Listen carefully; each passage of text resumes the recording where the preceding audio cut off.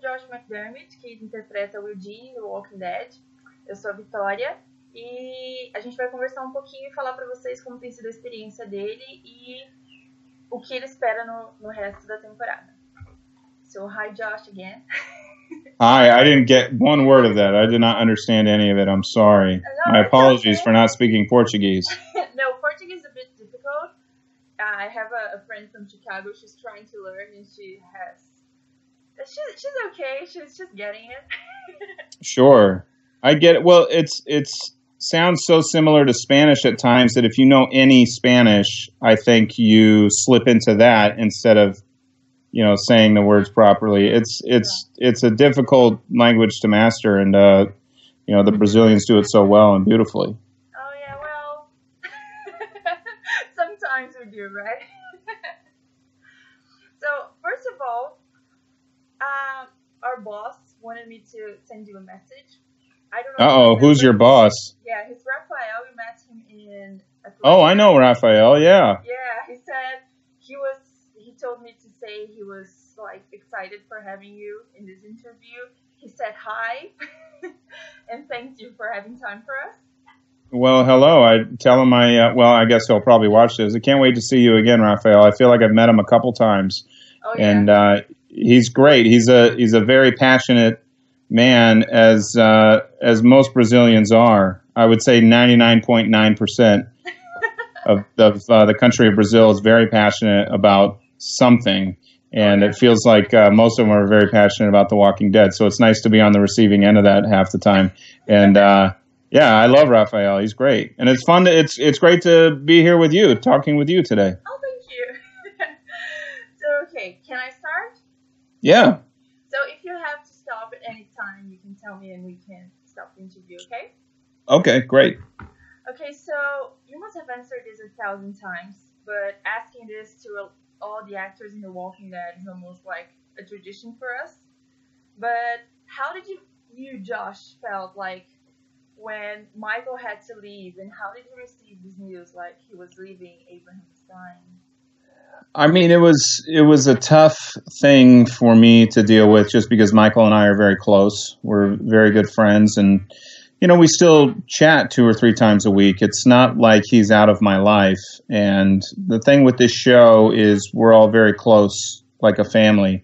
And it's family members go away, they move away, and things like that. It doesn't mean it's goodbye forever. And we do different fan conventions, and we see each other a lot. So at times it was hard because it was like not having a big brother to come to work with. But on the other hand, it almost feels like nothing's changed just because he's still there. And same with Steven. I mean, we all grew very close. We all lived in the same building in Atlanta together, and we would hang out all the time when we weren't working. So, the fact that we still see them, it's a good thing. But I'll tell you, in a way, I saw it coming. I felt like Michael and I had probably had a conversation about it, a while back, long before he knew. But I knew it could come at some point, so it wasn't a shock for me. I think I was surprised that it had happened the way it did with Negan. I was excited about that, and I kind of wanted, and I know Michael's talked about this too, that he didn't want his death to take away from Steven's death. Oh, yeah. And the fact that they had the same death, and I think we were all concerned with that. And I don't think it did at all. And I think what a great way to go out, at the hands of Negan. What a cool way to go. Oh yeah, and very painful. Very painful, yeah. Unfortunately, we had to use a real bat, and so his head is very damaged now. He's beyond repair right now. I'm kidding. Yeah, but okay. So you said you were surprised for him to go. So you don't read the comics. Well, I do read the comics, but so that's part of why I wasn't surprised. I was in a way surprised that he was going the way he went, but Michael and I were very in tune with the comics, and look, it's hard to not follow the comics when the fans are so into the TV show and so into the comics, and there's fan fiction out there. There's a lot of different ways for the fans to get involved, and the fact that we're very in tune with what they're doing and reading and ingesting, then it's hard to not see that. Yeah. So it was but at the same time, that as we know just from that first episode, the show doesn't follow the comics all the time. And so the fact that Abraham was still alive at that point obviously wasn't in the comics, so it easily could have been something else that had happened to him. And but it's fun. It keeps us on our toes as much as it does the fans. Yeah, that's true. When I was watching the premiere and Abraham died, I was like, I thought they weren't killing Glenn because he was like a fan favorite and stuff. And I said, when that happened, I was like, that's weird. Why are they doing this? Killing two people in just one episode. It was so shocking because Abraham's death, it didn't shadow Glenn's death, but it made us not expect it. So it was like, it was pretty shocking. Right, but I also don't think that it was done that way to throw everyone off from the fact that Glenn was going to die as well. That's such an iconic death that you have a hard time not giving that death to Glenn and to Steven's character. But really, at the end of it, we're telling a story, and to have this bad guy come in and kill two people right off the bat. No, I don't mean to say off the bat, but to have two people killed right away from this guy just shows how heinous this man is. And even though they do a great job at showing that in the comics, like we feel like at times we have to take it a step further with the TV show. There's just different things in the show than the comics because there's a whole different world that we have to paint. There are things in the show that aren't in the comics. Daryl's not in the comics. Carol is dead at this point in the comics. And so just taking those things into account, you have to change up other things. And so, I don't think it was both deaths were done as a way to, confuse anyone or throw them off. It's more done from the story. Having two deaths like that affects more characters than it does just having one. And that's really what we're doing is we're following the who's alive now and their journey after the deaths. Yeah, saying that, do you think Rosita and Eugene are supposed to get closer now? Because he always felt something for her, and he always watched her from distance, and now they're both feeling the loss of Abraham and everything. Yeah. They're getting closer or anything? Yeah, I mean, I think that they always have a brother-sister bond. A lot of people ask me if they're going to be romantically involved, and I don't know if that's going to happen or not. I don't want to spoil it for anybody. But, the fact that they do have that bond like family members, certainly one of the other family members leaving this earth has an effect on the other two.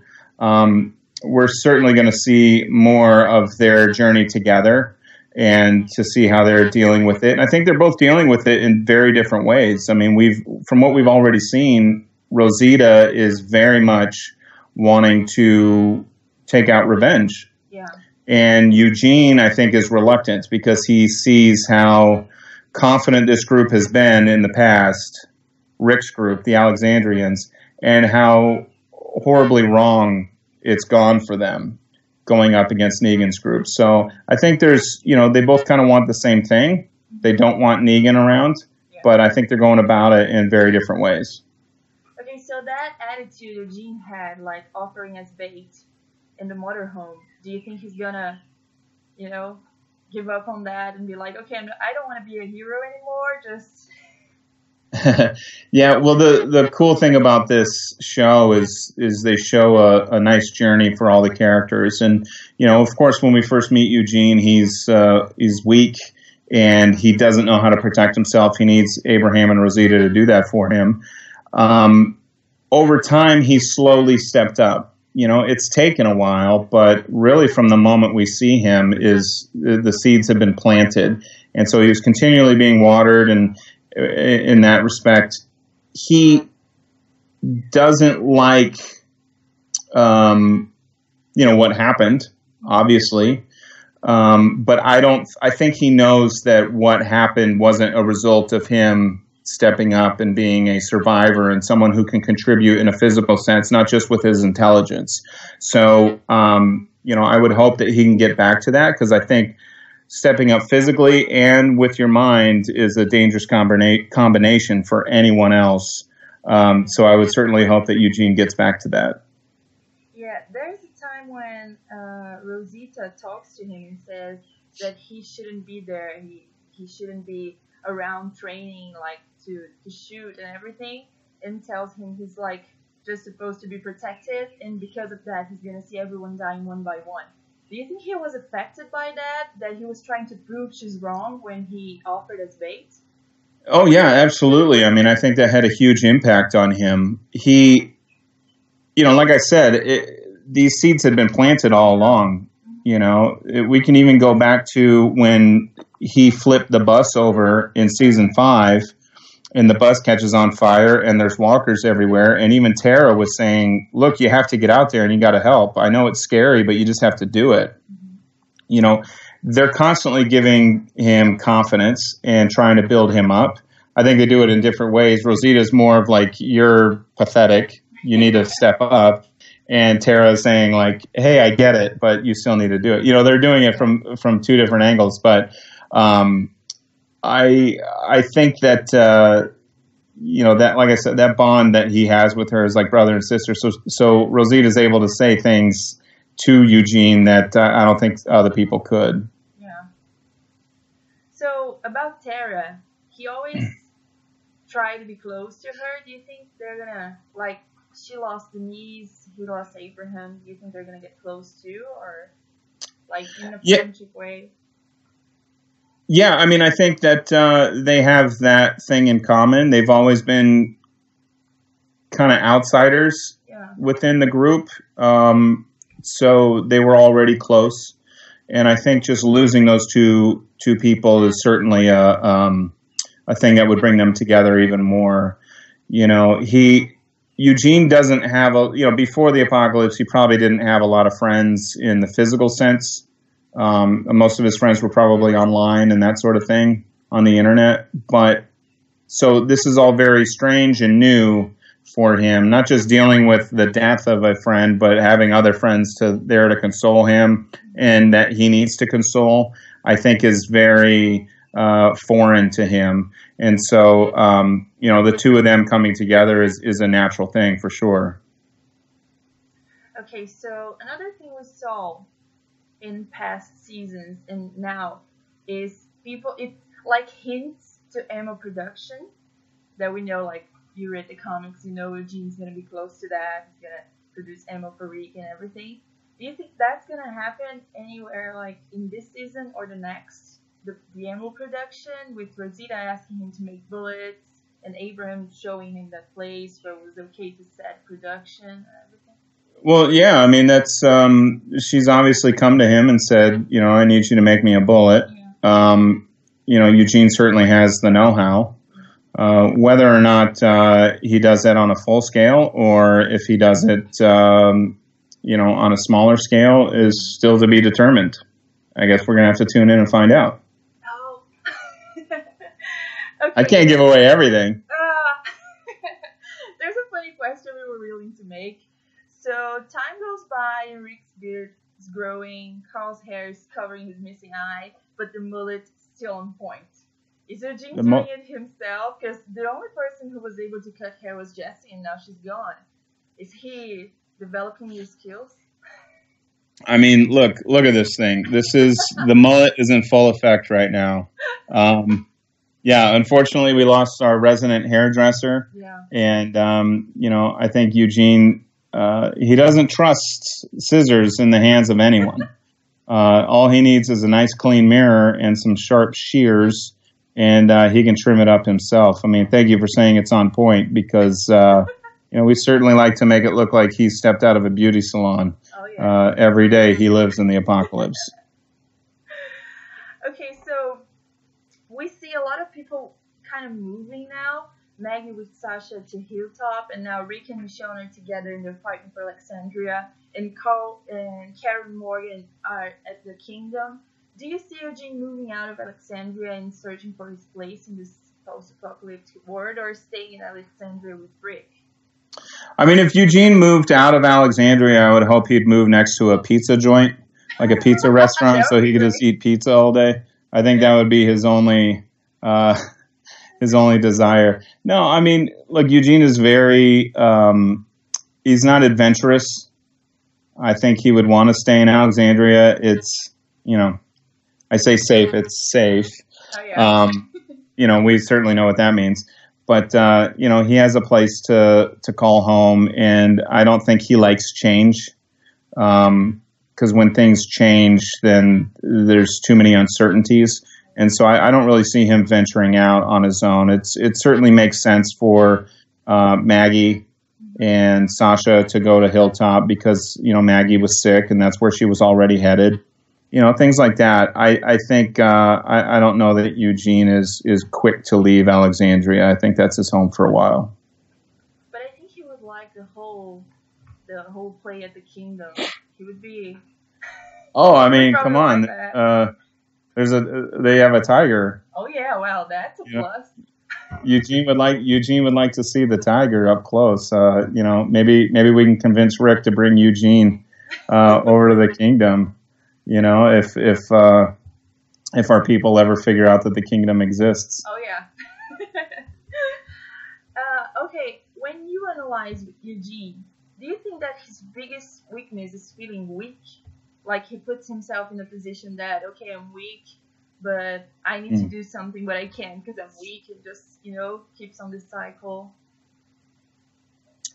Yeah, I mean, that's a good question. I think, I don't know that he views it as a weakness.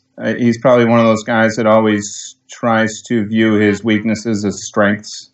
You know, just to always remain positive in that sense. But he's very realistic in the way he views things, and I think he knows that he doesn't have confidence, and so there's no dwelling on things. He doesn't think about it a lot. Whereas, man, I wish I could. I'm weak. I think it's more about I can't do that because I don't have the confidence. So why don't you put me in a position where I can use my skills and that sort of thing. You know, I also think he's always about protecting himself first, as we saw that from the moment we've met him. You know, he wants to protect himself, and unfortunately other people have died around him, not necessarily, you know, because of him, but because they were protecting him, and that's just how things go. And I think he feels some remorse for that, for sure, but, you know, at the heart of it, he doesn't have the confidence to protect himself, and we saw him slowly starting to get that last season, so I would hope that continues. And some of those weaknesses, you know, the lack of confidence continues to grow and build into something where he could be a bit of a warrior. Yeah. He's trying. He's trying. I mean, I don't know about you, but I would not be a good survivor in the apocalypse. And I would be a lot like Eugene. And I think a lot of people would be like Eugene, just scared and have no skills to offer people. But, you know, hopefully someone protects you and you can go from there. Let's hope. Okay, we have a little game we like to do when we interview actors from The Walking Dead. Okay. I don't know if you're comfortable with that. If you're not, we don't have to do it. Well, I don't even know what the game is. Do I have to leave my clothes on? No. No? Well, then, okay, I feel very comfortable then. Okay, the game's like that. I'm going to say a word and you tell me the first thing that crosses your mind. Okay. Okay? Yeah. So, a movie. The Royal Tenenbaums. Oh, that's a good one. An inspiring person. Did you say inspiring person? Yeah. Barack Obama. A band?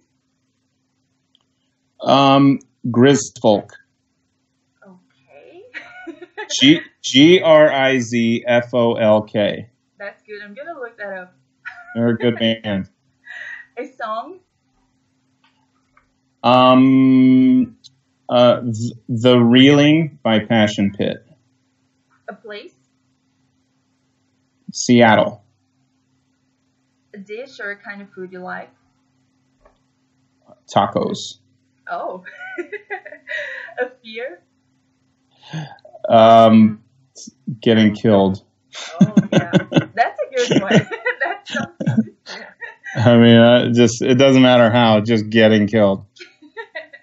Not dying. No, not the dying. fear is not dying. Just getting killed. Yeah, that makes sense. An aim? Say that again? An aim in life? Like a goal? Oh, like a goal? Yeah. Oh, happiness. Oh, that's good.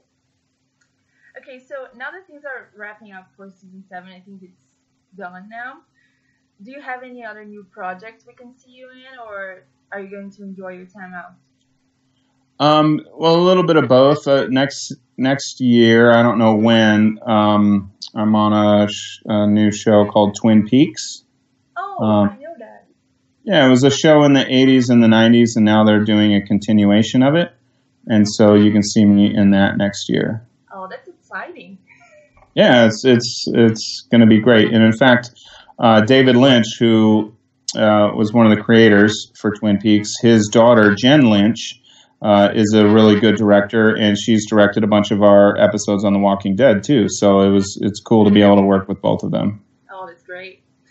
So, okay, you said that Brazilians are passionate about stuff we like and everything. So we have a very great fan base for The Walking Dead here. So I know it. We wanted to know how your interaction in social media with Brazilians have been. Have you talked to any Brazilians or anything? Oh, I talk to Brazilians all the time. They constantly want me to say hi, Brazil. I just want to say right now, hi, Brazil. You don't have to ask me to say hi, Brazil. I know you're there. And a lot of my interactions with them are having to look up what they're asking me because they write it in Portuguese. And so I have to do a translation just to see what they're saying. And a lot of them are just saying hi and that they just love the show. And, it's been overwhelmingly positive. And it's fun to be able to interact with someone who is that passionate about something because I think we take a lot of things for granted in life. And even our favorite TV shows, it's like, yeah, it's my favorite TV show. But Brazil lets you know it's their favorite TV show and that it should be your favorite TV show as well. And that's what a lot of my interactions are with people. I've met Rafael at different fan conventions, and I've met a lot of other Brazilians, and you're just very sweet people, very lovely, and I love them so much. So, okay, thank you for talking to us. Oh, by the way, do you know that we're having the Comic-Con experience here this weekend, right? Are you really? Yeah. Oh, that's great. And some of the actors, I think one actor, the one that plays Aaron's coming. Oh, cool. I can't say his name because I interviewed him and I called him Aaron all the time. His name is, you say his name, Ross? Yeah, it's Ross Marquand. Marquand, yeah. Yeah. So I called him Aaron during the interview. It was super weird. But it's not weird. I call him Aaron too because I can't pronounce Marquand. He looks like Aaron. He looks more like an Aaron than he does a Ross. I'll tell you that. So we hope you visit us soon. We're waiting. Well, I would love to visit sometime. Yeah, we're waiting for you. So thank you very much for having this conversation with us. We're very proud of having you. Thanks for having me. I love you, Brazil. Yeah, we love you too. Bye.